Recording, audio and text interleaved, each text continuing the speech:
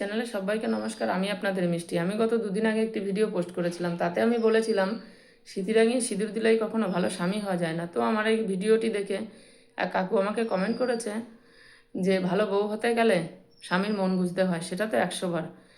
আমি যে কথাটি বলেছি, কাকু হয়তো আমার ভিডিওটি দেখেছে, কিন্তু কথাটি ভালো করে বোঝার চেষ্টা করেনি। আমি কাকুকে বলবো ভিডিওটি আরেকবার দেখে নিতে। তো আমি এটাই বলতে চেয়েছিলাম, একজন নারী হচ্ছে মায়ের সমান। নারীকে সবসময় মায়ের সম্মানটা দিতে হয়। তো আপনি যদি মায়ের সম্মানটাই না দিতে পারেন, তাহলে তো আমি বলবো কখনো আপনার মাকেই আপনি সম্মান করেননি। নারীকে সবসময় আঘাত করে নয়, নারীকে ভালোবাসা দিয়ে বোঝাতে হয়। কিছু কিছু পুরুষ মানুষ এখনও আছে প্রতিনিয়ত নারীকে অবহেলা করছে, অপমান করছে, এমনকি প্রতিনিয়ত আঘাতও করে যাচ্ছে। তাদেরকে যতই বোঝো না কেন আর যতই বোঝানোর চেষ্টা করো না কেন, তারা কিছুতেই বুঝতে চায় না। তারা যদি একটা ভুলও করে, তাও মনে করে এটাই সঠিক। পুরুষ মানুষ বলে কি তারা কখনো ভুল করতেই পারে না?